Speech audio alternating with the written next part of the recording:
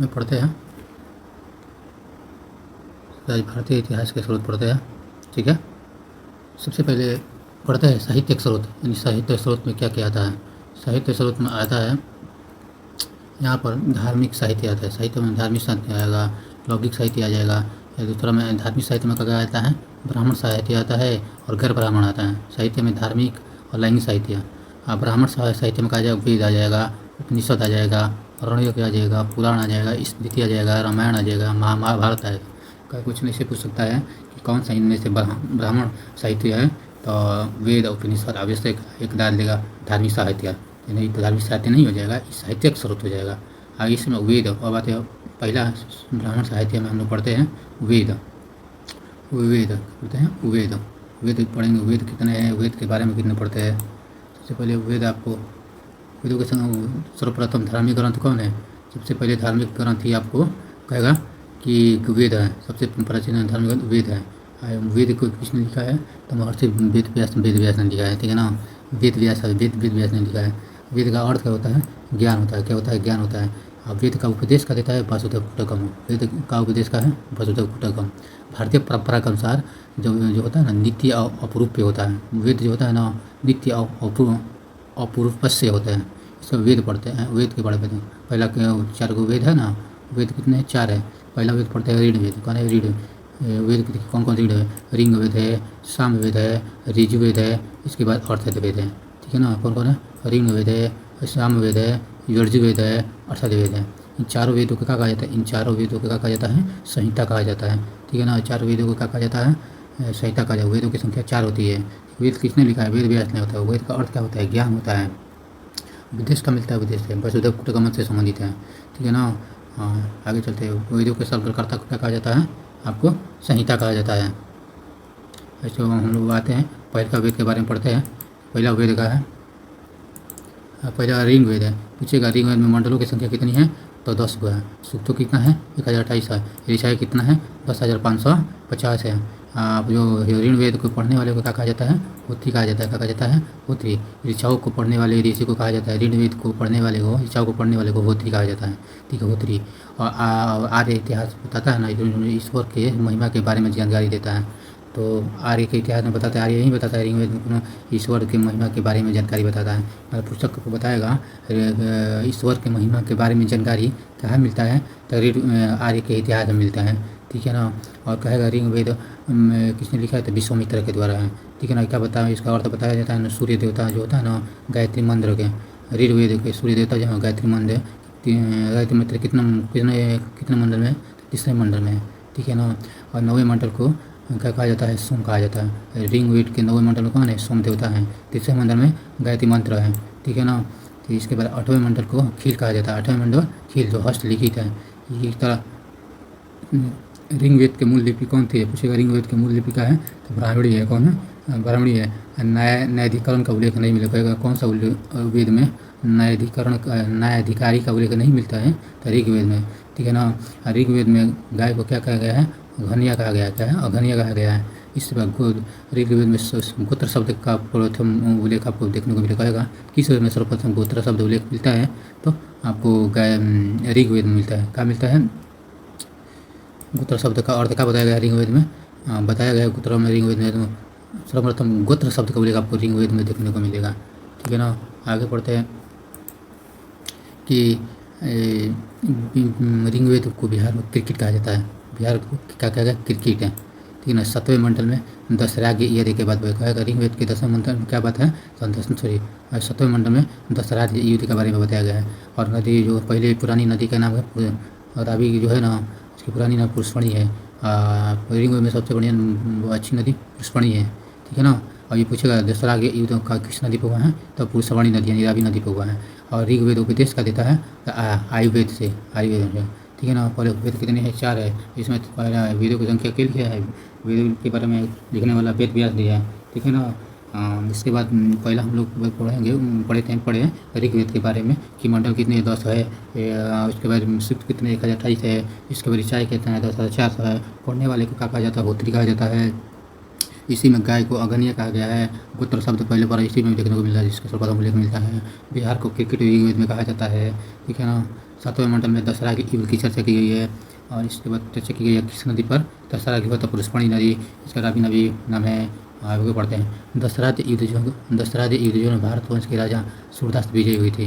कहेगा तो दशरथ जो युद्ध हुआ था कौन इसमें हुआ था, कि भरतवंश के राजा सूरदास जो थे ना इसमें विजयी हुए थे, ठीक है ना। सुदास जो थे ना विजयी हुए थे।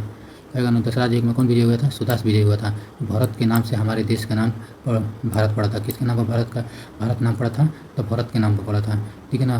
वैदिक साहित्य में ऋग्वेदिक साहित्य में ऋग्वेद के बाद सतपथ ब्राह्मण का स्थान आता है, ठीक है।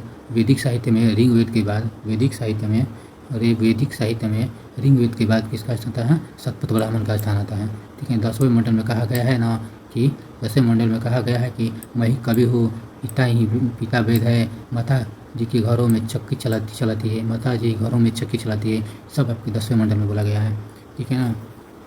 और पढ़ते हैं हम लोग सामवेद में गाने वाला वेद। सामवेद को कौन वेद बोला जाता है, तो गाने वाला वेद बोला जाता है। कौन बोला जाता है, गाने वाला वेद बोला जाता है। यहाँ पे लिखा हुआ है जिसका शाब्दिक गाने वाला शाब्दिक अर्थ है, ठीक है ना। और इसको सामवेद को पढ़ने वाले को क्या कहा जाता है, पटकर्ता को कहा जाता है, उदाता कहा जाता है। इसी तरह ऋग्वेद को पढ़ने वाले को होत्री बोला जाता था। इसी तरह यहाँ को पढ़ने वाले को सामवेद को उदाता बोला जाता है, ठीक है ना। इसमें ऋचाओं का मंत्र मिलता है। तो इसमें यज्ञ के अवसर जो यज्ञ के अवसर पर गाए जाने वाला है, मतलब यज्ञ होगा ना, आपको यज्ञ होगा तो आपको सामवेद को ही बार गाया जाता है, बोला जाता है, ठीक है ना। अब भारतीय किस वेद को भारतीय का संगीत का जनक कहा जाता है, ये आपको सामवेद को संगीत का जनक कहा जाता है। और सामवेद का उपवेद कौन है, तो गर्थवेद है। इसी तरह ऋग्वेद का उपवेद का है आयुर्वेद है, कौन है, वायुवेद। इस सामवेद को गर्थन वेद है, ठीक है। अब इसके बाद सत्तर को पढ़ते सामवेद को गाने वाला वेद कहा जाता है। इसका उपदेश का है गर्थन वेद है, ठीक है। इच्छाओं यज्ञ का अवसर मतलब यज्ञ के बारे में बताया जाता है। पढ़ने वाला को उदारता कहा जाता है। और पढ़ते हैं हम लोग 3 नंबर पर यजुर्वेद। क्या बोलते हैं, यजुर्वेद है ना, यही ना कि तो इस यजुर्वेद के बारे में ना इसको पढ़ने वाले को रचना करने वाले को कहा जाता है अर्धवाई कहा जाता है। क्या कहा जाता है, अर्धवाई, ठीक है ना। इसे होत्री कहते थे सब, ऋग्वेद को सामवेद को उद्गत्ता कहते थे। इसको कहा जाता है अर्धवाई कहा जाएगा, ठीक है ना। इसमें यज्ञ के नियम विधि विधान के बारे में बताया गया है, ठीक है ना। यज्ञ के नियम और विधि विधान का संकलन किस वेद में बताया जाता है, तो यजुर्वेद में, ठीक है। बलिदान की विधि इसी वेद में। किस वेद को गद पद कहा जाता है, यजुर्वेद को कहा जाता है। युद्ध की चर्चा किस वेद में की गई है, यजुर्वेद में। और ये देखो ये भी आई कहेगा ना कि यजुर्वेद का उपवेद कौन है, धनुर्वेद का है, धनुर्वेद है, लिख देता है यहाँ पे धनुवेद, ठीक है ना। धनुर्वेद बोला जाता है, ठीक है ना। सबसे पहले तो हम लोग होत्री बोलते थे किसको, ऋग्वेद को। और इसके बाद सामवेद को कहा जाता था उद्गाता कहा जाता है। और इसी तरह यजुर्वेद को कहा गया था धनुर्वेद, अर्धवाई कहा जाता है। और ठीक है, और उसका उपवेद क्या था, ऋग्वेद के उद्गाता को कौन कहा जाता था ना, वो उपवेद का था। ऋग्वेद का उपदाता कहा था ये वायु क्या है, आयुर्वेद। और इसका सामवेद का कठोरवेद, इसका धनुर्वेद, ठीक है ना। आगे बढ़ते हैं, इसमें सच कर पढ़ देते हैं कि वेद को यजुर्वेद को रचना का अर्धवाई कहा जाता है। वेदों की युद्ध की चर्चा की गई है। और वाजपेयी यज्ञ, राजसिक यज्ञ, अश्वमेघ यज्ञ, बलिदान, गदपद यज्ञ के नाम सब यजुर्वेद में। और इसको धनुर्वेद कहा जाता है वेद में। आगे पढ़ते हैं, इसके बाद आपको बढ़ते अर्थात के बारे में पढ़ते हैं। यजुर्वेद था अर्थात आखिरी वेद, इसकी रचना अर्थात कौन है, अर्थात ऋषि है। अर्थात वेद की रचना अर्थात ऋषि है, ठीक है। कन्याओं की इसको में ना कन्याओं के जन्म की निंदा की गई है। कहेगा किस वेद में कन्याओं के जन्म की निंदा की गई है, तो आपको अर्थात वेद में करना, अर्थात वेद में कन्याओं की निंदा की गई है, कन्याओं के जन्म की निंदा की गई है। आगे सभा समिति अर्थात वेद में देखते हैं। सभा को प्रजापति की 2 पुत्रियाँ की चर्चा, सभा और समिति में प्रजापति की 2 पुत्रियों की चर्चा की गई। इसमें रोग निवारण, औषधि, ज्योतिषी, जादू, देखना, प्रेम, विवाह, वशीकरण, जादू टोना, भूत टोना, इस सब आपको अर्थात वेद में तेना जादू टोना, विवाह, प्रेम, वशीकरण, जादू टोना, सब इसमें मंत्र को पढ़ा जाता है अर्थात वेद में, ठीक है ना। ये जो अच्युत की भूमि अर्थात वेद में अच्युत की भूमि किसको कहा जाता, बोला गया पटना को, ठीक है ना। पटना को यहाँ पर हम लोग करकित बोले थे शुरू में ऋग्वेद में। यहाँ पर पटना को अच्युत की भूमि बोला जाएगा अर्थात वेद में। इसका वेद है कौन है, शिल्प वेद है, कौन है, इसका शिल्प वेद बोला जाता है, शिल्प वेद, ठीक है ना। आगे हम लोग पढ़ते हैं ऋग्वेद का सबसे प्राचीन, और ये तो ऋग्वेद जो है ना सबसे प्राचीन है, और अर्थावेद जो है सबसे बाद का वेद है। सबसे बाद का वेद कौन है? अर्थावेद है, ठीक है ना। शुरू वाला वेद ऋग्वेद है, ठीक है। इसको कहा जाता है ऋग्वेद को, ऋग्वेद को कहा जाता है, हम लोग ऋग्वेद को कहा जाता है क्या, अरे आयुर्वेद, सॉरी, ऋग्वेद का उपवेद को आयुर्वेद बोला जाता है। वहीं सामवेद को गढ़ध वेद, यजुर्वेद के धनुर्वेद, उसके बाद इसको अर्थावेद को अर्थावेद को बोला जाता है क्या, इसको नहीं बोला जाता। उपवेद इसका है शिल्पवेद, ठीक है। अर्थावेद का शिल्पवेद है, ठीक है। सबसे प्राचीन वेद ऋग्वेद, बाद वेद का वेद अर्थावेद। आगे बढ़ते हैं यहाँ पर। अब यहाँ पर क्वेश्चन लिखा हुआ है कि वेद या ब्राह्मण ग्रंथ पूछेगा, ऋग्वेद का ब्राह्मण ग्रंथ को क्या बोला जाता है? तो ऐत्रेय या कौशितकी, क्या है? ऐत्रेय या कौशितकी। ऋग्वेद के ब्राह्मण ग्रंथ कौन है? ऐत्रेय तथा कौशितकी। ये सामवेद का पंचवेद, सामवेद पंचशील, यजुर्वेद का तैत्तिरीय है शतपथ, ठीक है ना। कहेगा यजुर्वेद के ब्राह्मण ग्रंथ कौन सा है? तो तैत्तिरीय शतपथ, ठीक है। ये अर्थावेद को गोपद कहा जाता है, ठीक है। अर्थावेद का ब्राह्मण ग्रंथ कौन है? तो गोपद है, ठीक है। बराबर बोलते हैं ऋग्वेद का ऐत्रेय है कसौती, सामवेद के पंचवीस है, यजुर्वेद का तैत्तिरीय है, अर्थावेद का गोपद है, ठीक है ना। आगे चलते हैं। सबसे इसके बाद पढ़ते हैं किसको क्या बोला जाता है? तो ऋग्वेद को मतलब ज्ञाता को कहा जाता है होत्री कहा जाता है, सामवेद को ज्ञाता कहा जाता है, अर्थावेद अर्धवाई कहा जाता है, और अर्थावेद को यहाँ पर अर्थावेद को ब्राह्मा ज्ञाता है, ठीक है ना। इसके बाद ऋग्वेद को कहा कौन सा उपवेद है? वायुवेद है, सामवेद का अर्थावेद है, यजुर्वेद के धनुर्वेद है, यजुर्वेद का धनुर्वेद है, और अर्थावेद के शिल्पवेद है, ठीक है ना। ऋग्वेद को ज्ञाता ऋग्वेद के आयुर्वेद के ज्ञाता को प्रजापति बोला जाता है, और अर्थावेद के ज्ञाता को नारद बोला जाता है, धनुर्वेद को विश्वामित्र, और शिल्पवेद को विश्वकर्मा, शिल्पवेद विश्वकर्मा, ठीक है ना। और प्रथम उपनिषद, ठीक है। जो गुरु को समीप बैठ कर ज्ञान प्राप्त करता है उसी को उपनिषद बोला जाता है। उपनिषद गुरु के समीप बैठ कर ज्ञान प्राप्त करना उसी को उपनिषद होता है। उपनिषदों की संख्या कितनी है? 108 हुआ है, ठीक है ना। उपनिषद में पुराण 8 हुआ है, ठीक है। और वेदांत, उपनिषद में ठीक है ना, वेदांत पढ़ते हैं, उपनिषद में आपको वेदांत पढ़ेंगे, ठीक है ना। उपनिषद 108 हुआ, तो गुरु के समय बैठ कर ज्ञान प्राप्त करना है उपनिषद होता है। तो पहले वेदांगों की संख्या कितनी है? 6 है। उनका व्याकरण है, ज्योतिष है, इसके बाद निरुक्त है, इसके बाद शिक्षा है, इसके बाद कल्प है, इसके बाद छंद है, ठीक है ना। आगे पढ़ते हैं स्मृतियाँ में कि स्मृतियाँ इसकी रचना कौन किया है? रचना दोस्तों ईस्वी पूर्व से 600 ईस्वी पूर्व हुआ था, ठीक है ना। वेदांतों की रचना 600 ईस्वी, और सुंग की जानकारी मिलती है, ठीक है। वेदांत में किसकी जानकारी मिलती है? सुंग की जानकारी मिलती है। अब प्रसिद्ध स्मृतियाँ कौन? मनु, विष्णु, याज्ञवल्क्य, नारद भी है, ठीक है। प्राचीन में मनु स्मृति सबसे प्राचीन मनु स्मृति है, और याज्ञवल्क्य है। नवीन स्मृति देव स्मृति है, ठीक है ना, देव स्मृति। आगे बढ़ते हैं। सबसे पहले इसके बारे में महाभारत के बारे में 2 महाकाव्य हैं, कौन कौन है? रामायण है और महाभारत है, ठीक है। रामायण की रचना वाल्मीकि जी किए थे। इसमें श्लोकों की संख्या 12,000 से 24,000। रामायण में कितने श्लोक है? 12,000 से 24,000 तक श्लोक है, 12,000 से 24,000 श्लोक है। कांड कितने हैं? कांड 7 हुए, ठीक है। सबसे बड़ा रामायण में सबसे बड़ा कांड कौन है? सुंदर कांड है, यानी युद्ध का कांड सबसे बड़ा है, और सबसे महत्वपूर्ण कांड कहेगा सुंदर कांड है, ठीक है ना। सबसे महत्वपूर्ण बड़ा कांड कहेगा तो युद्ध, सबसे महत्वपूर्ण कांड सुंदर वन, ठीक है ना। महाभारत की रचना किसने किया था? वेद व्यास ने। रामायण का वाल्मीकि जी, इसका वेद व्यास, ठीक है। पर्व इसमें कितने दिन चला था पर्व के? और महाभारत 18 दिन चला था। इसमें कितने श्लोक है? 1,11,000 श्लोक है, ठीक है ना। इसी तरह रामायण में कितने कांड? 7 है। सबसे बड़ा कांड कौन है? सबसे बड़ा कांड आपको होगा युद्ध कांड है। सबसे अच्छा मतलब सुंदर महत्वपूर्ण कांड आपको सुंदर कांड है, ठीक है। आगे पढ़ते हैं पुराण है, पुराण की रचना किसने किया था? तो महर्षि लोमहर्ष और उसके पुत्र उग्रश्रवा किया था, ठीक है ना। 400 से 800 ईस्वी तक। किसके बाद उसकी संख्या कितनी है? 18 से, ठीक है ना। विष्णु पुराण मौर्य वंश से संबंधित कहेगा। मौर्य वंश किस पुराण से संबंधित है? तब विष्णु पुराण से संबंधित है। इसी के यानी विष्णु किससे संबंधित है? मौर्य वंश से संबंधित है। मत्स्य पुराण में सातवाहन वंश किस पुराण से संबंधित है? मत्स्य पुराण से है।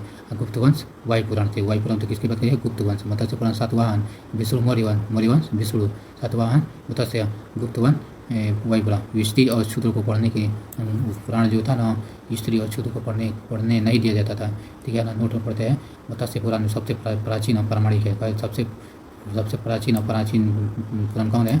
मत्स्य पुराण है। कौन है? मत्स्य पुराण है। आगे जलोपनिषद जो है ना चारों आसन की चर्चा की गई उल्लेख मिलता है, ठीक है ना। जलोपनिषद में चारों आसन को मिले कहेगा जलोपनिषद की आप देखने को मिलेगा चारों आसन को मिलता है, ठीक है ना। सतपथ ब्राह्मण में स्त्री को पुरुष का अर्धगिनी कहा जाता है, सतपथ ब्राह्मण स्त्री को पुरुष की अर्धगिनी कहा जाता है, ठीक है ना। सत्यमेव जयते कहा लिया गया है, मूल को इसमें न लिया गया। इसी उपनिषद में ना यज्ञ की तुलना पुटु ही नावती की गई है, ठीक है ना। महाभारत की रचना किसने किया है? महाभारत की रचना आपको कहेगा तो महाभारत के वेद व्यास रामायण की वाल्मीकि। रामायण के कितने मतलब भाग है? 7 को। सबसे महत्वपूर्ण कांड कौन है? सुंदर वन कांड का। सबसे बड़ा कांड युद्धकांड है, ठीक है।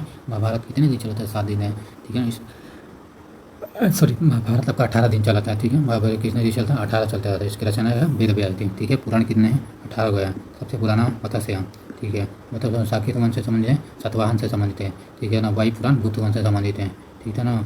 अब यशु पुराण मौर्य वंश से संबंधित है, ठीक है। याद रखना है। इसके बाद बोले चारों आश्रम का उल्लेख कहाँ पर देखने को मिलता है? तो चलो उपनिषद उल्लेख में, ठीक है।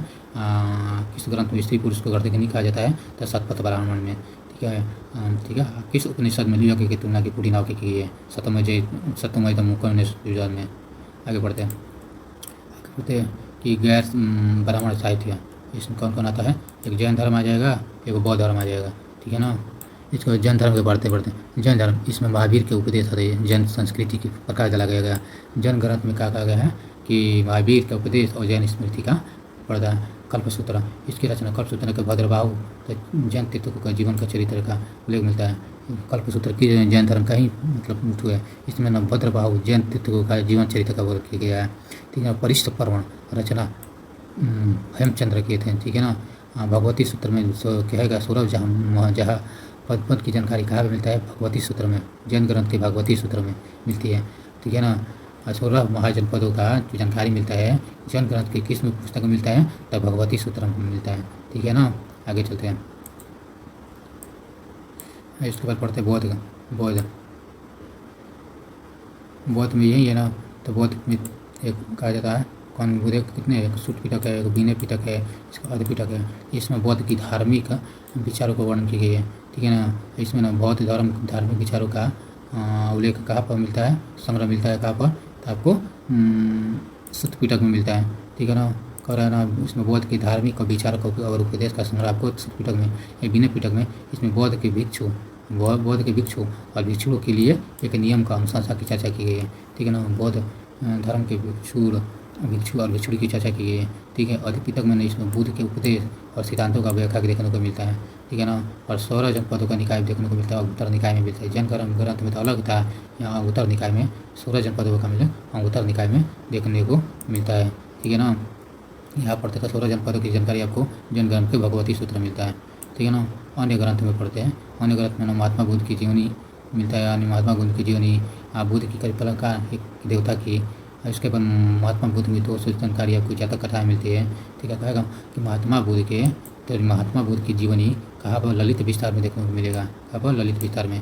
और ये बुद्ध की कल्पना देवता की गई आपको मच्छीजाम निकाय में। 200 की कहानी आपको जातक की कथाएँ में मिलता है महात्मा बुद्ध की। और पढ़ते हम लोग यहाँ पर सबसे पहला ना पूछेगा तो अष्टाध्यायी की रचना कौन है? पाणिनि जी, ठीक है ना। इसका व्याकरण का ग्रंथ है, ठीक है ना। अष्टाध्यायी कैसा ग्रंथ है? तो व्याकरण का ग्रंथ है। व्याकरण ग्रंथ का व्यवस्था थे। इस महाभाष्य का पतंजलि कौन है? महाभाष्य पतंजलि। इसमें पुष्यमित्र शुंग के विषय में जानकारी मिलता है। किस पुस्तक में पुष्यमित्र शुंग की जानकारी मिलता है? तो पतंजलि है। मुद्राक्षक विशाखा इसमें मौर्य काल की जानकारी मिलता है। मौर्य काल की जानकारी आपको मुद्राक्षक में ये कथा सागर सोमदेव कल मौर्य काल की जानकारी देखने को मिलता है। मौर्य काल की जानकारी किस पुस्तक में मिलता है? रचना मिलता है कथा सागर में। किसका रचनाकार ये है? सोमदेव।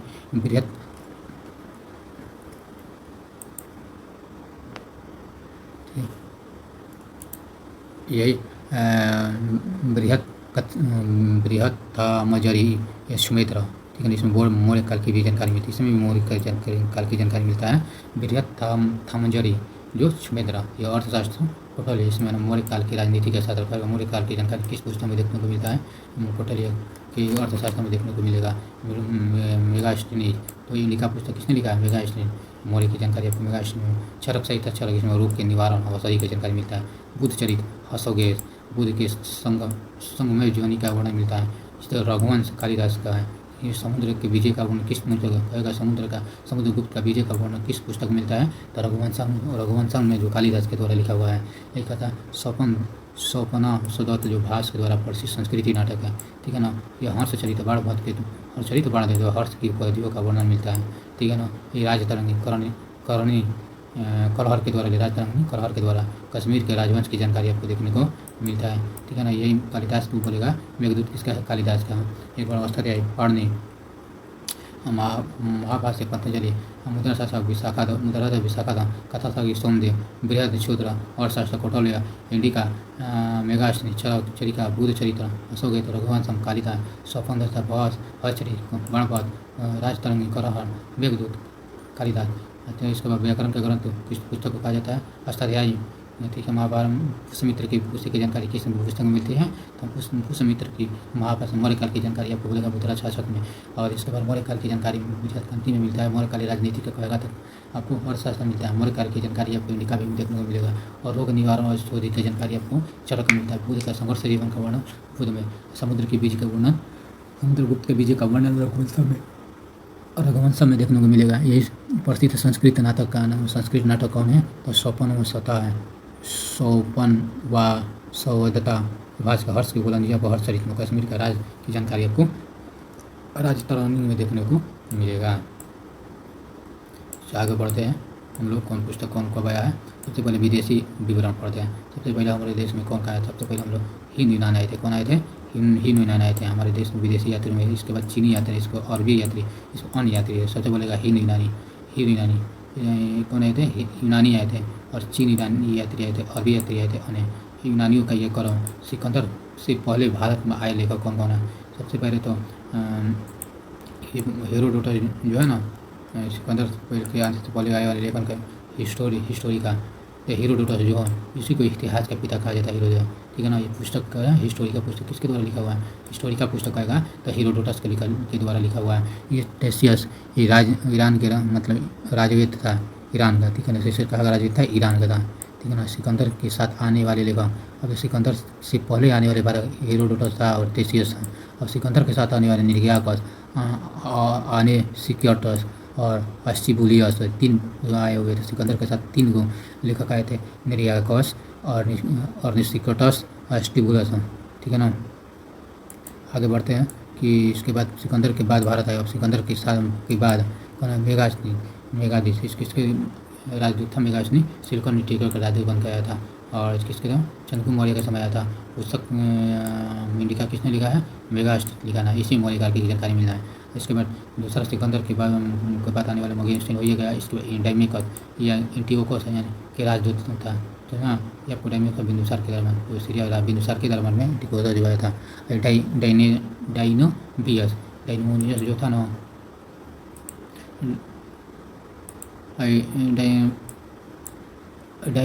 डाइनोबियस जो था ना, टॉल्बी फिलाडेल्फियस के राजदूत था, ठीक है ना। जो अशोक के दरबार में अशोक के समय आया था, ठीक है ना।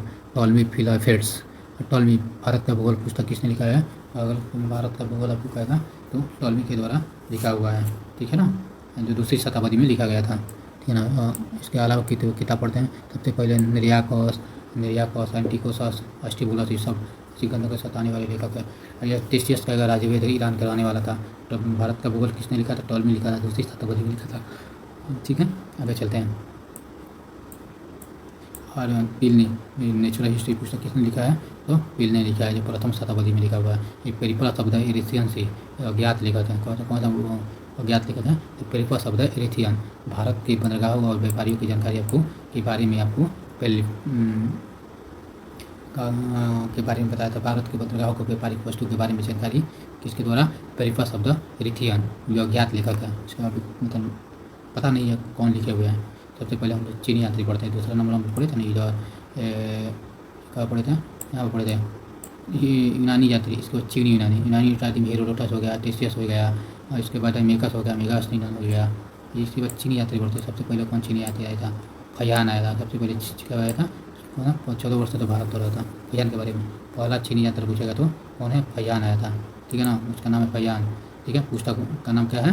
या फो को की किसका है, फयान का है। इसी चुनकु द्वितीय विक्रम द्वितीय के दरबार में रहता था। फयान जो है ना चुनकु द्वितीय यानी विक्रम द्वितीय के बारे में के दरबार में आया था फयान, ठीक है ना।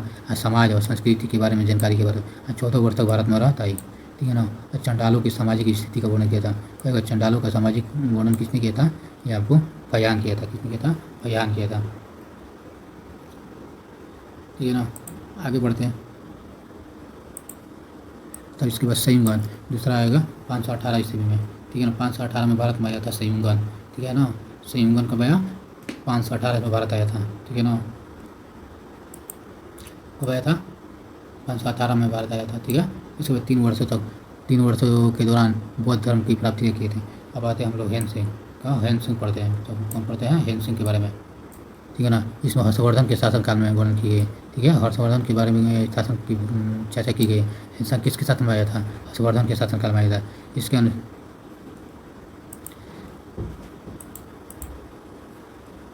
हिंसा किसके शासन में, हर्षवर्धन के शासनकाल में। इसका अनुसार सिंध का राजा का सूत्र था उस जब आया था हिंसा, तो सिंध का राजा कौन था, सूत्र था। पुस्तक शिव की, जो शिव किसका है, तो हिंसा का है। और इसके पहले एक पुस्तक और पढ़ते फोको की, ये फयान का है, फोको की फयान का है, ठीक है ना। 518 में शिवन आया था। ये 15 वर्ष तक भारत में आया था। 138 देशों, शिव को 138 देशों का विराम मिलता है। 15 वर्ष तक भारत में रहा था, ठीक है ना। यात्रियों का राजकुमार किसे कहा जाता है, हिंसांग को। यात्रियों का राजकुमार आपको हिंसांग। इसके बाद नीति का पंडित भी बोला जाता है हैसांग को। महायान शाखा के थे, अध्यक्षता बौद्ध सम्मेलन के किए थे, ठीक है ना। सम्मेलन का बौद्ध सम्मेलन कौन हो, जिसके साल में हिंसांग के सम्मेलन हुआ था। इसके बाद पढ़ते हैं हिंसांग जो था ना, नालंदा हिंसांग के अध्ययन के समय नालंदा विश्वविद्यालय के कुलपति कौन था, ये वेरी इम्पोर्टेंट है। तो हिंसांग के अध्ययन के समय नालंदा विश्वविद्यालय के कुलपति आचार्य शिलभद्र थे। तो कौन थे, आचार्य शिलभद्र थे। और पढ़ते इन कब आया था, 7वीं सदी में। सबसे पहले हम लोग पढ़े थे कौन आया था, सबसे पहले हम लोग फयान आया था। कौन आया था, फयान। इसके बाद शिवगुन आया था, हिंसांग आया था, ईसिंग आया था, ठीक है ना। हिंसांग शिवगुन 518 में आया था, ठीक है ना। इसी 7वीं सदी में त्रिपिटक के 400 पुस्तक त्रिपिटक को 400 प्रति अपने साथ ले आया था, ठीक है ना। इसके बाद पढ़ते हैं हम लोग अन्य लेखक के साथ। अन्य लेखक में तारा ने जो तिब्बती लेखक था, ठीक है ना। तारा लेखक तिब्बती लेखक था।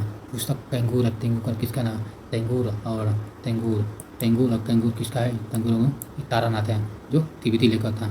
और पढ़ते हैं हम लोग अब पढ़ते हैं हम लोग, खत्म हो गया।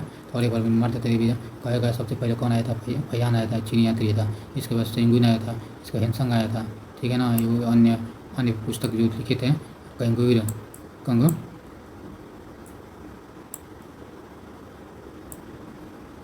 तो ये छूट गया था। यहाँ पर अरबी यात्री छूट गया था।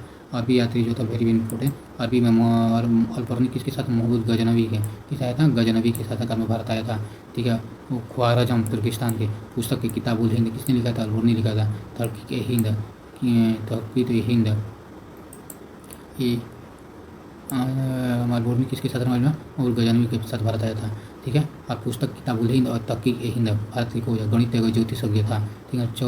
4 जातियों का उल्लेख देखने को मिलता है, ठीक है। अब इबन बतूता कब आया था, 14वीं शताब्दी में आया था। ये वृत्त यात्रा यानी रेहला पुस्तक लिखा था। यात्रा के वृहद यात्रा पाया था, रेहला नामक पुस्तक लिखा था, ठीक है ना। आगे है कि 1337 ईस्वी में दिल्ली के पहुँचने में 1337 से दिल्ली पहुँचने में इसके विद्वान से प्रभावित होकर सुल्तान मोहम्मद बिन तुगलक ने इसे दिल्ली का काजी नियुक्त किया था। कब मतलब मोहब्बत होता, कब दिल्ली का सुल्तान हुआ था, 1337 में जब दिल्ली पहुंचा था ना, उसको मतलब विद्वत्ता को प्रभावित होकर मोहम्मद बिन तुगलक ने ना इसे दिल्ली का काजी यानी न्यायालय नियुक्त किया था। अन्य लेखक हम लोग पढ़े थे, तिब्बती लेखक थे तारानाथ, वो कैंगूर पुस्तक लिखे हुए थे। और पढ़ते हम लोग पुरातत्व सिक्का के बारे में। सबसे पुरातत्व कौन है, सिक्का है। कौन है, सिक्का है। सिक्का के बारे में, सिंधु घाटी सभ्यता, मिट्टी के सिक्का। जब सिंधु घाटी सभ्यता है ना, तो पूछे सिक्का कैसे थे, मिट्टी के सिक्का होता था। इसको टेराकोटा कहा जाता है, ठीक है ना। मिट्टी के सिक्के को कहा जाता है टेराकोटा। सिंधु सभ्यता के पहले कैसी सिक्का थी, आपको मिट्टी के सिक्का था। मौर्य काल के सिक्का को क्या कहा जाता है, आहट कहा जाता था, पचमार कहा जाता था, फण कहा जाता था। पहला सिक्का जिस डिजाइन का बना हुआ था उसको आहट कहा जाता है। मौर्य काल के सिक्के को आहट कहा जाता था। तो पहला सिक्का था जिस पर डिजाइन बना हुआ था, कौन सा सिक्का जो पहला डिजाइन बना था मौर्य काल में, आहट, ठीक है ना। तो पांच धातुओं से मिलकर बनाया गया जो 5 मार्ग था मौर्य काल में। चांदी के कुछ अंश को पर्ण कहा जाता है। मौर्य काल में चांदी के चीज़ को क्या कहा जाता था? पर्ण कहा जाता है। और पढ़ते कुषाण, सबसे पहले शुद्ध सोने का पूछेगा। शुद्ध सोने किसने मतलब चला गया? शुद्ध सोने आपको कुषाणों ने, किसने? कुषाणों ने शुद्ध सोना का यूज किया। पहला सिक्का जिसका डिजाइन तैयार हुआ था और 5 धातुओं का पंचमूल, ठीक है। मिट्टी के सिक्का किस काल में? सिंधु घाटी सभ्यता, सिंधु सभ्यता में। पढ़ते हैं इसके बाद सातवाहन में शीशे का, सातवाहन के शीशे में चला था, ठीक है ना। गुप्त काल में कहेगा सर्वाधिक सोने का सिक्का कहेगा, शुद्ध नहीं सर्वाधिक सोने के सिक्के गुप्त काल में चला था। अशुद्ध सोना का सिक्का आपको गुप्त काल में मिलता था, स्कंद गुप्त। अशुद्ध सोने का सिक्का चला गया था किसके शासक काल में? स्कंद गुप्त में। गुप्त वंश के शासन में स्कंद गुप्त के अशुद्ध सिक्के, सर्वाधिक सिक्के। कुषाणों ने शुद्ध सोना, इस सर्वाधिक गुप्त काल, अशुद्ध आपको गुप्त काल में, ठीक है। मयूर सिक्का समुद्रगुप्त में, ठीक है ना। इसमें मयूर सिक्का भी चला था, उसको समुद्रगुप्त ने चलाया था। कौड़ी जो होता है ना, कौड़ी नाम से भी सिक्का चला था गुप्त काल में। चमड़ा का सिक्का कहेगा तो आपको हुमायूं के शासन काल में चला था चमड़ा का सिक्का, जो साबुद्दीन मलाह ने मतलब ठीक किया था, ठीक है। आगे है शेरशाह सिक्का चलाया था। इस समय का दाम कहा जाता था, रुपया कहा जाता था, सफ़ी कहा जाता है 1 रुपये में। तो दाम को शेरशाह के समय में तांबा का था, और रुपया चांदी के और सफ़ी सोना के सिक्का होते था ना, उसको सफ़ी, चांदी के सिक्का उसको रुपया, तांबा के सिक्का को दाम कहा जाता था शेरशाह के समय। ओके, 1 रुपया में कितना? 1 रुपया होता था समय, 1:64 दाम के बराबर होता था, रेशियो के बराबर होता था। इसके बाद हम लोग पढ़ते हैं अभिलेख के बारे में। सबसे पहले पूछेगा क्वेश्चन, शुद्ध सोना किसके शासनकाल चला था? तो कुषाणों में, ठीक है। हाथ पचमाड़ किसके शासनकाल में? ये मौर्य काल के समय में। अशुद्ध कहेगा तो गुप्त गोल में, स्वादी कहेगा तो गुप्त वंश में, ठीक है। शीशा का सोना कहेगा, शीशा का मतलब सिक्का कहेगा तो सातवाहन में। चमड़ा का कहेगा तो हुमायूं कहेगा। दाम सिक्का जो था रुपया बोला जाता था, शेरशाह के शासनकाल में सिक्का को बोला जाता था, ठीक है ना। आगे पढ़ते हम लोग अभिलेख के बारे में पढ़ते हैं। अभिलेख, ठीक है ना। अशोक के द्वारा अभिलेख के बारे में, सबसे पहले तो अभिलेख के बारे में, शिलालेख के बारे में अशोक ही बताए थे। आते हम पढ़ते हैं हाथी गुफा। पहला हम हाथी गुफा अभिलेख तो किसके शासक के द्वारा लिखा गया था? हाथी गुफा। ये आपको कलिंग राजा, खरवेल के राजा थे कलिंग राजा, हाथी गुफा। तो सर्वप्रथम भारतवर्ष का उल्लेख देखने को मिलेगा, कहेगा ना किस अभिलेख में भारतवर्ष का जानकारी देखने को मिलेगा? तो आपको हाथी गुफा में। ये जूनागढ़ और रुद्रता में इसकी कुछ बीजे का वर्णन मिलता है, थोड़ी बीजे का वर्णन आपको जूनागढ़ में मिलता है। नासिक अभिलेख गौतमी बलश्री, इस सातवाहन कालीन के बारे में विवरण मिलता है। सातवाहन कालीन घटनाओं का वर्णन, जो सातवाहन में शीशा के सिक्का चला था ना, नासिक अभिलेख गौतमी बलश्री सातवाहन कालीन घटनाओं का वर्णन देखने को। एक प्रयाग स्तंभ लेख कहेगा समुद्रगुप्त का, ठीक है ना। इनकी विजय का वर्णन मिलता है। इसकी विजय का वर्णन कहेगा समुद्रगुप्त की विजय के वर्णन किस अभिलेख में मिलेगा? स्तंभ में, आपको प्रयाग स्तंभ में। ये ग्वालियर अभिलेख, भोज प्रतिहार का शासक था, ग्वालियर अभिलेख में कौन शासक था? तो भोज प्रतिहार के शासकों का बारे में वर्णन आपको किस अभिलेख में मिलेगा? ग्वालियर, बस, ठीक है ना। भोज प्रतिहार शासकों के बारे में वर्णन ग्वालियर अभिलेख में देखने को मिलेगा। ये मंदसौर अभिलेख में मालवा नरेश यशोवर्धन, जो सैनिक के उपलब्धियों के वर्णन देखने को मिलेगा। मंदसौर अभिलेख मालवा नरेश यशोवर्धन के जो सैनिक उपलब्धियों के वर्णन मिलता है। अहल अभिलेख पुलकेशिन द्वितीय, हर्ष और पुलकेशिन द्वितीय के वर्णन, हर्ष और पुलकेशिन द्वितीय के बारे में वर्णन मिलता है, ठीक है ना। हर्ष और पुलकेशिन द्वितीय का वर्णन देखने को मिलेगा। पुलकेशिन, इसके बाद पड़ा जो है ना बंगाल के शासक विजय सेन, बंगाल के शासक विजय सेन। ये विजय सेन की घटनाओं का वर्णन किस में अभिलेख में मिलेगा? देवपाड़ा का। यही पूछेगा कि सातवाहनों की घटना किस अभिलेख में मिलेगा? तो वो मिलेगा नासिक अभिलेख में। नासिक अभिलेख किसके द्वारा लिखा हुआ था? तो गौतमी बालकृष्ण के बारे में, ठीक है ना। और आगे पड़ेगा कि रुद्रदामन की विजय का वर्णन किस? तो जूनागढ़ में।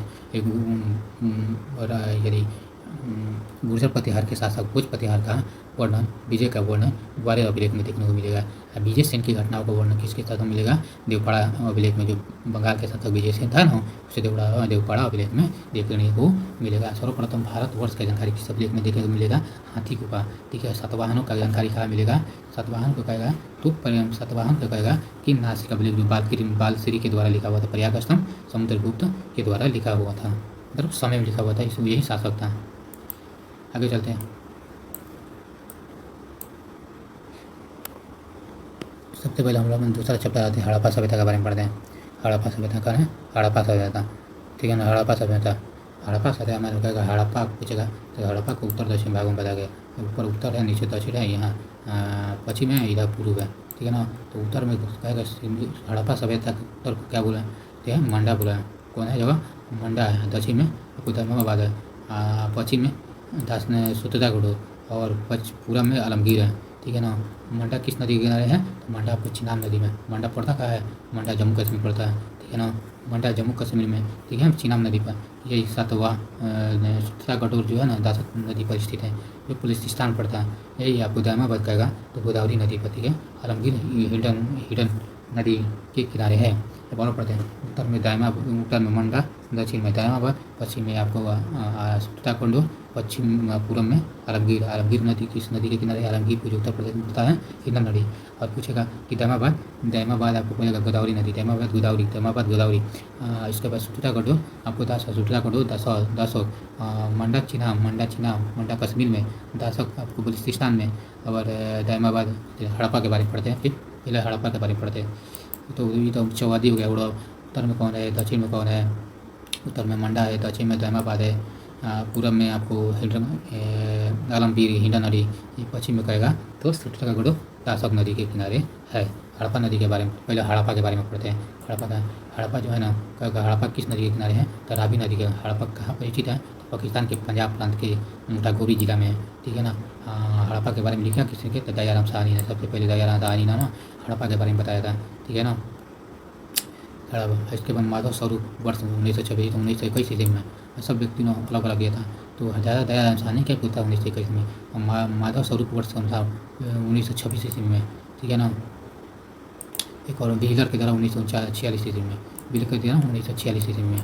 ठीक है ना। आगे बढ़ते हैं। विशेषता क्या है, हड़प्पा सभ्यता में हम लोग का विशेषता देखने को मिलेगा। सबसे पहले यहाँ से आपको हड़प्पा में कुम्हार, श्रमिक, आवास, पनागढ़, मारुति देवी की पूजा, ताबूत, कलयुगी नार से 27। कुम्हार का चाक आपको हड़प्पा से ही मिलेगा। लकड़ी का खोखले, हाथी का खोपड़ी, हाथी का कंकाल, एक सिंग वाला हिरण, लकड़ी का ताबूत, स्वास्तिक, स्त्री गर्भ में निकला पौधा, चांदी का सर्वप्रथम प्रथम आपको देखने को मिलेगा हड़प्पा नदी के। हड़प्पा शहर का नाम है, उसी को देखने को मिलेगा जो हड़प्पा नदी के का है। चांदी का सिक्का, चांदी का सर्वप्रथम जानकारी किस अभिलेख में, मतलब कहाँ से देखने को मिलता है, तो हड़प्पा सभ्यता से मिलता है, हड़प्पा में मिलता है। स्वास्तिक चिन्ह हड़प्पा, हाथी का कंकाल हड़प्पा, हाथी का खोपड़ी, हाथी का कंकाल, हाथी का खोपड़ी, लकड़ी का उखली, कलयुगी 833 हड़प्पा से देखने को मिला। मारुति देवी के ताबूत, आवास, ठीक है ना, ये सब हड़प्पा सभ्यता में देखने को मिला। हड़प्पा जो नदी के किनारे यही है। कुम्हार, शरीफ, हाथी का दांत, कुम्हार का चाक, हाथी का कंकाल, हाथी का खोपड़ी, एक सिंग वाला गेंडा, एक सिंग वाला हिरण, और स्त्री, स्वास्तिक चिन्ह, स्त्री का गर्भ से निकला पौधा, स्त्री से गर्भ से निकला हुआ पौधा कहाँ देखने को मिलता है, तो हड़प्पा नदी के हड़प्पा में देखने को मिलेगा। चांदी का सर्वप्रथम जानकारी आपको, चांदी का सर्वप्रथम हड़प्पा में देखने को मिलेगा। मारुति देवी, पनागढ़, आवास, ठीक है, कुम्हार, श्रमिक, सब आपको हड़प्पा में देखने को मिलेगा। आगे बढ़ते हैं। इसके बाद मोहनजोदड़ो से देखते हैं। मोहनजोदड़ो जो है किस नदी के किनारे है, मोहनजोदड़ो जो सिंधु नदी के किनारे, हड़प्पा रावी नदी के। ठीक है ना। यहाँ पर स्थिति का आपको पाकिस्तान के सिंध प्रांत के लड़काना जिला में है। ठीक है ना। इसका कलकरा रखाल दास बनेगा 1932 में। मोहनजोदड़ो का कुछ किस किया था 1922 में, रखाल दास बनार्ज, और मैके 1927 में, वीरा 1930 में। और विशेषता कहा था कहेगा बृहद स्नानागार, अनागार कहा से मिलेगा आपको मोहनजोदड़ो से। सांपागार और सूती वस्त्र, पुरोहित, कपास, कुआं, नर्तकी कासा की नर्तकी आपको यहीं से मिलेगा। चौड़ी सड़क, इसके पशुपति शिव का आपको तांबा का थेर आपको यहीं मिला था। ठीक है ना। ठीक है, पढ़े हम लोग पढ़े तो तांबा का, चांदी का बने सर्वप्रथम हड़प्पा से देखने को मिलेगा। यहाँ तांबा का थेर आपको देखने को मिलेगा कहाँ से, मोहनजोदड़ो से। मोहनजोदड़ो रखाल दास बनाई 1922 से। किस नदी पर है, सिंध नदी पर है। ये नर्तकी का था। ठीक है ना। एक वहाँ पर गर्भ से निकाला हुआ पौधा पेड़ था ना, आपको मोहनजोदड़ो से देखने को मिलेगा, सॉरी हड़प्पा से देखने को मिलेगा। और यहाँ पर नर्तकी के कांसा जो कुआं हुआ, कपास, पुरोहित, आवास, सूती वस्त्र आपको देखने को मिलेगा मोहनजोदड़ो से, जो मोहनजोदड़ो का अर्थ मृतकों का टीला। अब चंद्रोड़ किस नदी के किनारे है, चंद्रोड़ सिंध नदी के किनारे है। किस नदी के किनारे है, सिंध नदी के किनारे है। और स्थिति है पाकिस्तान के सिंध प्रांतीय नवाज जिला है। चंद्रोड़ जो है ना पाकिस्तान में ही पड़ता है। इसका उल्लेख मौजूदार 1931 ईस्वी में। ठीक है ना। 1921 ईस्वी में जो था ना चंद्रोड़ का कुछ किसने किया था, मौजूदार ने किया था। इसकी जगह था आपको मेकअप होगा, काजल, लिपस्टिक, गुड़िया, दुर्गरहित, मन का बनाने का धागा, आकृति, टेढ़ी मेढ़ी सड़कें, महिलाओं की करता, कुत्ते की बिल्ली का पैरों का निशान, कुत्ते बिल्ली का पैरों का निशान कहाँ पर देखने को मिलेगा, तो चंद्रोड़ में देखने को मिलेगा। लिपस्टिक, चूड़ी उड़ी, गुड़िया, लिपस्टिक, काजल, जैसे महिलाओं का अधिकता आपको चंद्रोदय को देखा, सुई का धागा, मनका, दुर्ग रहित कुत्ते बिल्लियों का पैर का निशान आपको चंद्रोदय से देखने को मिलेगा। एक पंडित नर्तकी, इससे पश्चात पर मनुष्य के गर्भ से निकला हुआ पौधा जो है ना आपको मोहनजोदड़ो से हड़प्पा से निकाला था। कहाँ से?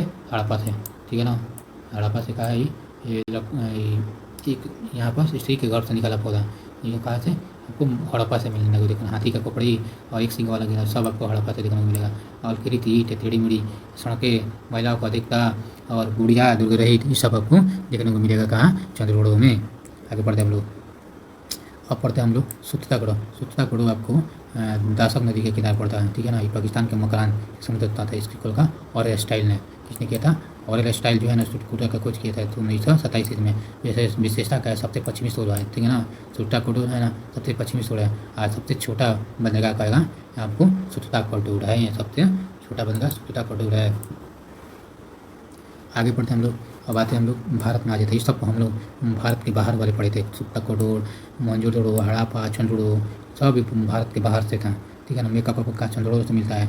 और औरत के गर्भ से निकला पौधा आपको मोहनजोदड़ो से देखने को सही हड़प्पा से देखने को मिलता है। इससे अन्नागार, ये अन्नागार कहेगा तो आपको मोहनजोदड़ो से देखने को मिलेगा। अन्नागार, स्नानागार मोहनजोदड़ो से। मोहनजोदड़ो कौन नदी के किनारे? सिंध नदी के किनारे, ठीक है ना। नर्तकी कहाँ से देखने को मिलेगा? नर्तकी कांसा के नर्तकी मोहनजोदड़ो से देखने को मिलेगा। इसके बाद सूती वस्त्र देखने को मिलेगा आपको मोहनजोदड़ो से मिलने का देखने को मिलेगा। मनका बनाने के कारखाना चंद्रोदय से, ठीक है। टेढ़ी मेढ़ी सड़क है, सब सिंधु घाटी की सभ्यता भी में आ जाएगा ये सब, ठीक है ना। आगे पढ़ते हम लोग भारत में गुजरात, ठीक है। गुजरात में पढ़ते यहाँ थे धौलावीरा, गुजरात में धौलावीरा पड़ता है। सुट्टाकुडो गुजरात में, रंगपुर भी गुजरात में, लोथल भी गुजरात में, ठीक है ना। कहेगा लोथल कहाँ पूर्णा राज्य में पड़ता है तो गुजरात में पड़ता है, ठीक है। यहाँ पर युगल सावधान कहाँ से मिला है? लोथल से मिला है, लोथल से, ठीक है ना। इसको धान के भूसे, रंगपुर से। घोड़े का साक्ष्य या कलश का सावधान आपको देखेगा फोटो जाते हैं। जल प्रबंधन का साक्ष्य बड़ा स्तर आपको धौलावीरा से देखने को मिलता है, ठीक है ना। आगे पढ़ते हैं हम लोग लोथल के बारे में। पहले हम लोग लोथल से क्या मिला था? युगल सावधान मिला था, ठीक है ना। और जल का प्रबंधन का साक्ष्य और धौलावीरा था। सबसे बड़ा स्थल कौन है? भारत का धौलावीरा है, ठीक है ना। घोड़े का साक्ष्य कहाँ से मिला है? सुरकोटता से। कलश का सावधान आपको सुरकोटता से। भूटान के भूसी रंगपुर से, ठीक है। युगल सावधान आपको लोथल से मिला है। आगे पढ़ते हैं लोथल जो है ना भोगाव नदी के किनारे है, ठीक है। यह स्थिति गुजरात का अहमदाबाद जिले में, ठीक है। प्रोजेक्ट किसने किया था? 1954 में रंगनाथ राव ने। लोथल रंगनाथ राव ने 1954 ईस्वी में किया, ठीक है। यहाँ का विशेषता का है लोथल में क्या मिला था? मनका उद्योग, बंदरगाह है, लोथल से बंदरगाह है। धान भी मिला था, घोड़े के मृग मूर्ति मिला था, व्यापार। युगल सावधान वाला बार बार पूछता है। युगल सावधान कहाँ से मिला है? लोथल से। हाथी के दांत मिला है, मोहर के साक्ष्य मिला है। दरवाजे ठीक सड़कें खुलते हुए, दरवाजा ठीक सड़क की ओर खुलते होते थे, ये आपको लोथल से देखने को मिलता है। ये लोथल की विशेषता। लोथल जो है ना किसने किया था? रंगनाथ राव ने। कब? 1954 ईस्वी में, ठीक है। लोथल किस नदी के किनारे हैं? भोगाव नदी का। कौन नदी में? गुजरात का अहमदाबाद जिला में मिल पड़ता है। हाथी के दांत, घोड़े का मुड़, धान, बंदरगाह, ये सब आपको लोथल में देखने को मिलेगा, ठीक है ना। और पढ़ते हैं हम लोग पंजाब में रोपण। पंजाब में क्या करना? रोपण जो है ना पूरे पंजाब में सतलज नदी के किनारे। रोपण किस नदी के किनारे है? सतलज नदी के किनारे। ये स्थिति आपको पंजाब के रोपण जिला में पड़ जाए। ये यज्ञ दत्त शर्मा जो था ना आपको रोपण का खोज किया था। यज्ञ दत्त शर्मा रोपण के 1053 से 56 ईस्वी के बीच में किया था, ठीक है ना। विशेषता का है यहाँ आदमी के साथ एक कुत्ते का दफनाने का से मिला था। वेरी इंपॉर्टेंट कहेगा आदमी के साथ कुत्ते का दफनाने का कहाँ से मिलने को मिलेगा? आपको रोपण में देखने को मिलेगा। और आगे पढ़ते हैं कि हरियाणा भी आपको बनवाली कहाँ से मिलेगा? हरियाणा जो बनवाली की जगह पर है हरियाणा में पड़ता है। बनवाली हरियाणा। यहाँ पर किस नदी किनारे है? तो रंगाई नदी पर। कहेगा बनवाली जो किस नदी में पड़ते हैं?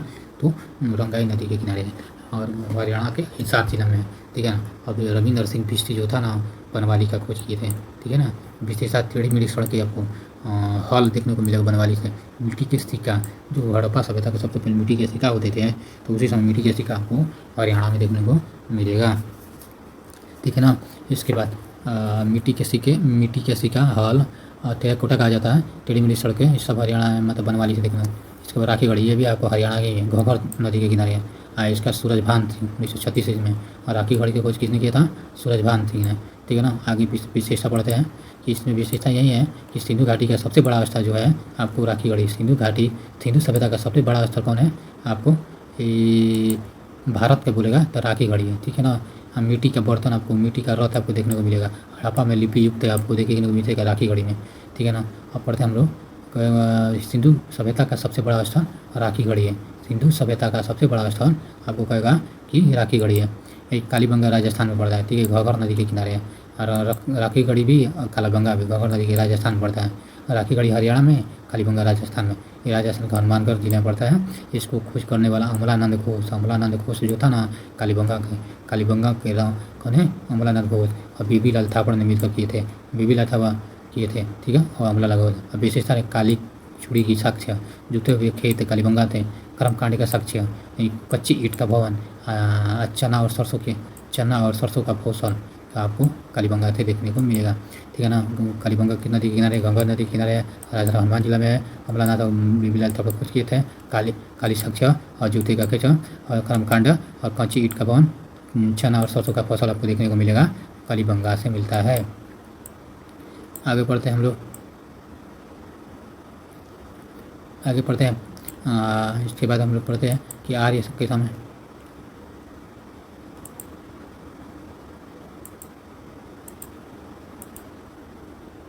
इसके बाद पढ़ते हैं कि आर्य का आक्रमण जो है ना गार्डन और चाइल्ड व्हीलर के समय पतन हुआ था। आर्य का आक्रमण जो होता था ना चाइल्ड और व्हीलर के बाद, बाढ़ प्रशासन, जॉन मार्शल पतन, जलवायु परिवर्तन, ऑरेनस्टाइन और घोष, प्रकृति परिवर्तन, हिमसाहनी, प्लेग मलेरिया, कीचुड़ कनेडी और जल प्रवाह, डेल्स, नदी में परिवर्तन, माधव सौरभ। नोट के बारे यहाँ फिर इसका क्या कहना है, जो सिंधु सभ्यता था इसका विस्तार किसा था, विस्तार त्रिभुजाकार था। इसका क्षेत्रफल 13 लाख वर्ग किलोमीटर था। सबसे पहले जानकारी आपको चर्च मिशन में बना था। लोहे का तलवार में परिचित नहीं थे, लोहा और तलवार से परिचित नहीं थे। लिपि की छटा और चित्रात्मक था, दाएं से बाएं की ओर लिखा जाता था सिंधु सभ्यता में। अब पिग्नाइट ने हड़प्पा और मोहनजोदड़ो को जुड़वा राजधानी किया था।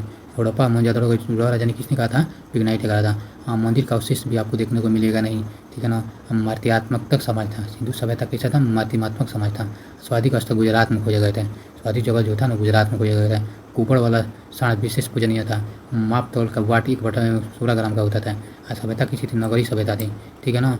किसी सभ्यता थी, नगरी सभ्यता थी। इसके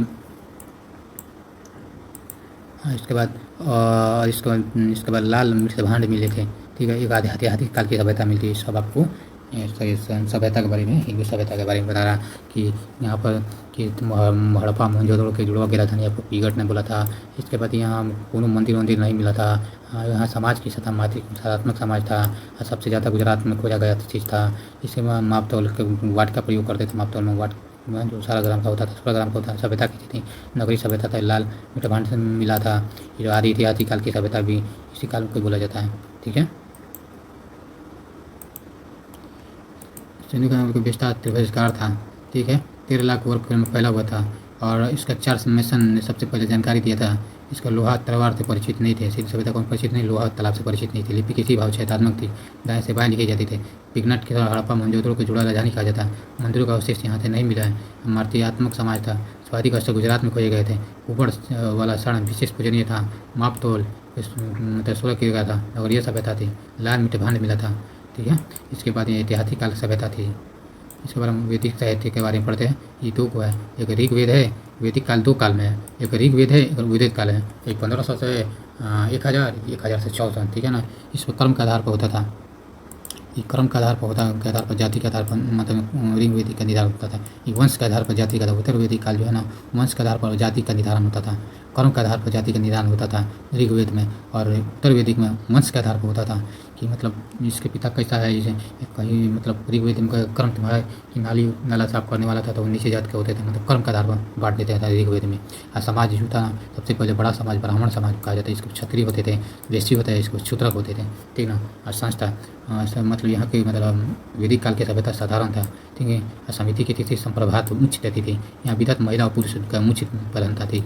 योग के बारे में यहाँ होता है। कौन का योग, असमय का योग होता था, वाजपेयी योग होता था, राजस्व के योग होता था, ठीक है ना। अलग अलग देवता अलग अलग देवता जैसे युद्ध के देवता कहेगा, युद्ध वर्षा के देवता बोलेगा तो इंद्र जी है। देवता मनुष्य के बीच की मध्यस्थता करने वाला वेद कौन देवता है? तो अग्नि है। समुद्र के देवता वरुण, आकाश के देवता उद्धव, प्रकृति उद्धार के देवता उषा, विपत्ति को हारने वाले देवता अश्वनी, और पशुओं का देवता पूषण, विश्व का सुरक्षा पालन करता विष्णु जी, आंधी तूफान का ये आपको कौन है? मारुति है।